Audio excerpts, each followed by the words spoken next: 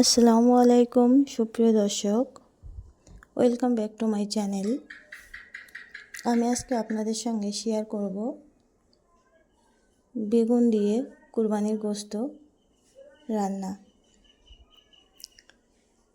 কালারটা দেখছেন কত সুন্দর হয়েছে। বেগুন দিয়ে কুরবানির গোশত আমার মতো এইভাবে রান্না করলে খেতে খুবই মজা হয়। চলুন শুরু করা যাক। আমি প্যানে প্রথমে তেল দিলাম, দিয়ে মাংসটা একটু নরম হয়ে গেছে।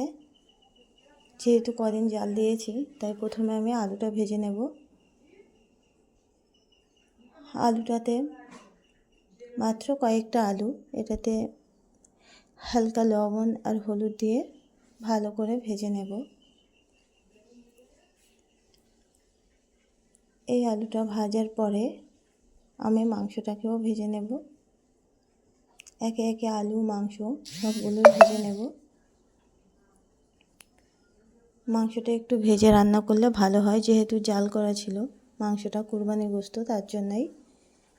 তো এই মাংসটাকে আমি লবণ আর হলুদ দিয়ে ভালো করে ভেজে নিচ্ছি। এটাকে ভালো করে ভেজে নেওয়ার পরে একে একে এটাকে ভেজে নেব। ভেজে নেওয়ার পরে বেগুনটাও লবণ হলুদ দিয়ে হালকা করে ভেজে নিলাম। দেখুন এরকম হবে ভাজাটা। তো আলু বেগুন আর মাংসটা আমার ভাজা হয়ে গেছে। এবার আমি রান্নাটা বসিয়ে দেব। তো আমি এখানে পরিমাণ মতো তেল নিলাম, যেহেতু জাল করা মাংস তাই তেলের পরিমাণটাও কম দিয়ে রান্না করব। এবার একে একে আমি তেজপাতা, গরম মশলা, পেঁয়াজ এগুলো ফ্রাই করে নিয়েছি। আদা রসুন জিরা মরিচ পেস্ট এগুলো আমার সবসময় একসঙ্গেই পেস্ট করা থাকে। আমি পরিমাণ মতোই দিয়ে দিলাম, তবে কাঁচা মাংসর ক্ষেত্রে যতটা বেশি পরিমাণ লাগে এটা ততটা বেশি লাগে না, এটাতে কমই দিতে হয়। তো মশলা গুঁড়ো, লঙ্কা গুঁড়ো, হলুদ গুঁড়ো একসঙ্গে আমি মিক্স করে ভালো করে মশলাটাকে কষিয়ে নিচ্ছি, যাতে মশলার গন্ধটা চলে যায়। মশলাটা দেখেন খুব সুন্দর করে কষিয়ে নিতে হবে, যেহেতু জাল করা মাংস, না হলে আদা রসুনের গন্ধ হতে পারে। তাই হালকা পানি দিয়ে আবার আমি মশলাটাকে ভালো করে কষিয়ে নিচ্ছি। এবারে আমি একে একে মাংস আর আলু একসঙ্গেই কষিয়ে নেব।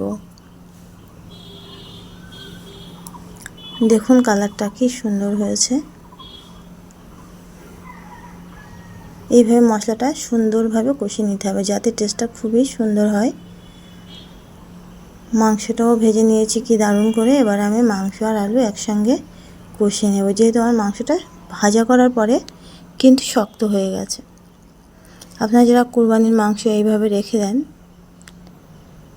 তারা কুরবানির মাংস দিয়ে আলু বেগুন একসঙ্গে রান্না করে খেয়ে দেখবেন, দারুণ টেস্ট হয়। আপনারা রান্নার কালার দেখে বুঝতে পারছেন, অবশ্যই সুন্দর হবে।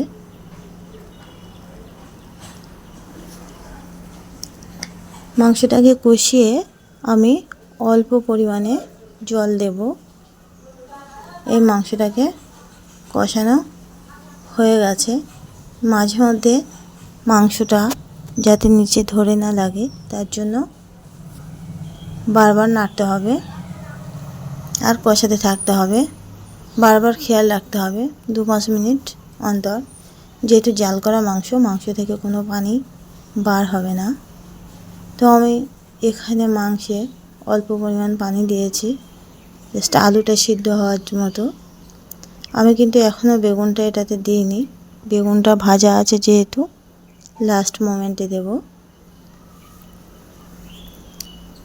তো চাপা দিয়েছিলাম, আবার ঢাকনাটা তুলে দেখাচ্ছি কেমন হচ্ছে।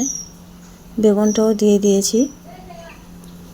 এবারে বেগুন, মাংস, আলু একসঙ্গে দিয়ে আবার একটু গরম জল অ্যাড করছি। এখানে কিন্তু গরম জল অ্যাড করতে হবে, তাহলে টেস্টটা ভালো থাকবে।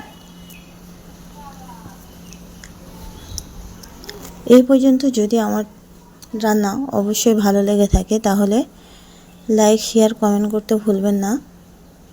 আরও ভালো ভালো রান্না রেসিপি পেতে প্লিজ চ্যানেলটি সাবস্ক্রাইব করবেন।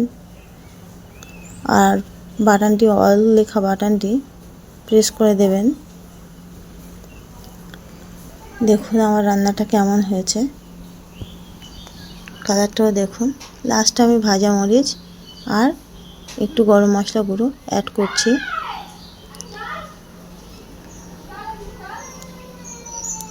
এটাকে অ্যাড করছি, করে আবার আর একটু ফুটিয়ে নেব, যাতে মশলাটা মাংসের ভিতরে চলে যায়। যেহেতু একটা জাল দেওয়ার গন্ধ থাকে, গন্ধটা চলে যাওয়ার জন্য আমি আবারও একটু এটাকে ফুটিয়ে নেব ভালো করে 10 মিনিটের মতো। তো এই 10 মিনিট ফুটিয়ে নেওয়ার পরে আমি আবারও ফিরে আসছি আপনাদের কাছে। তো আমার আজকের ভিডিও এই পর্যন্তই। সকলে ভালো থাকবেন, সুস্থ থাকবেন। আল্লাহ হাফেজ।